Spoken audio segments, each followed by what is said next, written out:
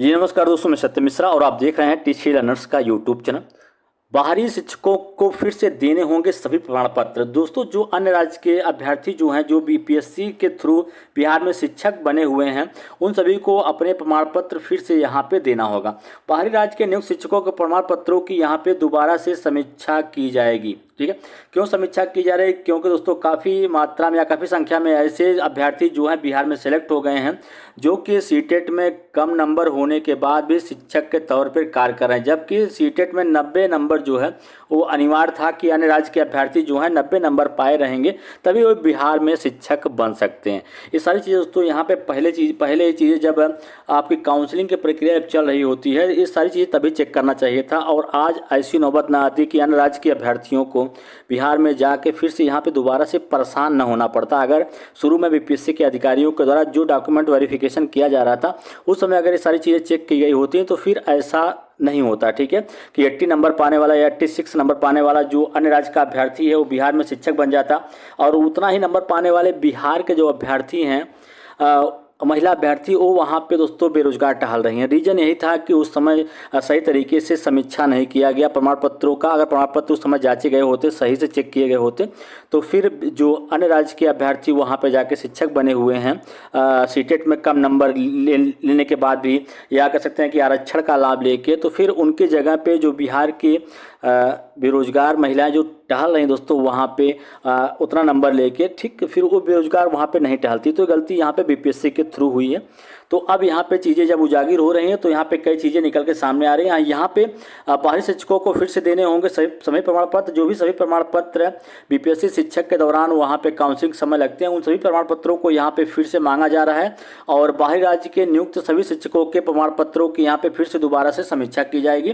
कहा जा रहा है कि बीपीएससी से नियुक्त शिक्षक भर्ती परीक्षा 1 और 2 नियुक्त राज्य के सभी बाहरी शिक्षकों को अपना जो है सीटेट प्रमाण पत्र जो है फिर से जिला कार्यालय में जमा करना है।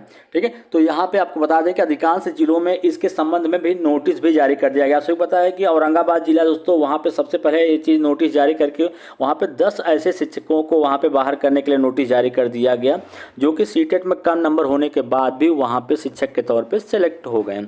तो आगे चीज़ें क्या है बता दें आप सभी को कि अधिकांश जिलों के संबंध में पत्र जारी कर दिया। विभिन्न जिलों के विभिन्न विद्यालयों में पदस्थापित वैसे विद्यालय अध्यापक जो बाहरी राज्यों के निवासी हैं और तथा अलग अलग जिलों में चयनित तथा पदस्थापित हैं, वे प्रमाण पत्रों की उनकी समीक्षा की जाएगी। सभी जिला शिक्षा पदाधिकारी से कहा गया है कि विद्यालय अध्यापक जो TRE 1 और TRE 2 या पूरक परिणामों के आधार पर पदस्थापित हैं तथा वे बिहार राज्य के मूल निवासी नहीं हैं, उनके सभी प्रमाण पत्रों, देखिए दोस्तों यहाँ पे बिहार राज्य के जो निवासी हैं उनके प्रमाण पत्रों की जांच नहीं की जानी है, बल्कि अन्य राज्य के जो अभ्यर्थी हैं उनके शैक्षणिक या प्रशैक्षणिक प्रमाण पत्रों या विद्यालय पदस्थापन पत्र, योगदान पत्र, आधार कार्ड, निवास प्रमाण पत्र सहित सभी प्रमाण पत्रों को स्व अप्रमाणित स्पष्ट छायाप्रति को अपने स्तर से सत्यापित करते हुए जिला शिक्षा कार्यक्रम में 3 दिनों के अंदर सभी प्राचार्यों को यहाँ पे उपलब्ध कराना जरूरी है। तो यहाँ पे दोस्तों ये पूरी चीज़ें यहाँ पे आपको समझ में आ गया होगा कि अन्य राज्य के अभ्यर्थियों का प्रमाण पत्र यहाँ पे क्यों चेक किया जा रहा है, या उनका निवास प्रमाण पत्र क्यों चेक किया जा रहा है। क्योंकि दोस्तों इसमें काफ़ी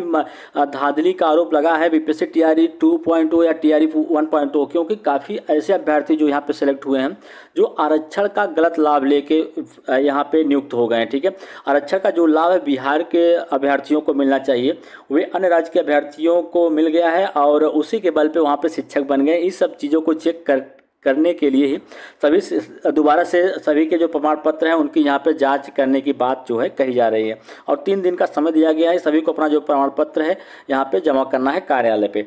तो अब दोस्तों इसका असर क्या होगा? ठीक है, अब इसका जब सभी प्रमाण पत्र जो है जाँच किए जाएंगे तो फिर इसमें जो भी लोग फर्जी तरीके से नियुक्त हुए या फर्जी शिक्षक बन के बैठे हैं, ठीक है, अब गलती है बीपीएससी के और उसके बदले फर्जी शिक्षक घोषित किए जा रहे हैं सभी लोग। तो ये जो फर्जी शिक्षक हैं इनको बाहर का रास्ता दोस्तों देखने के लिए मिलेगा।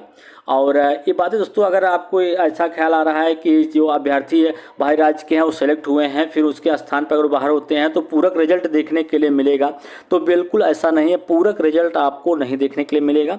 ये जो पद यहाँ पर रिक्त होंगे, अगर बाहरी अभ्यर्थी जो है बाहर हो रहे हैं तो सभी रिक्त पद आपके जो आगामी शिक्षक भर्ती होने वाली है TRE 3.0 हो या TRE 4.0 परीक्षा हो, इसमें सारे पद जो हैं जोड़ के मिलेंगे। ठीक है, TRE 3.0 3.0 तो दोस्तों निकल चुकी है। और TRE 4.0 का नोटिफिकेशन जब जारी होगा तो जो पद अभी यहाँ पे रिक्त बचेंगे वो सारे पद उसमें जोड़े जाएंगे।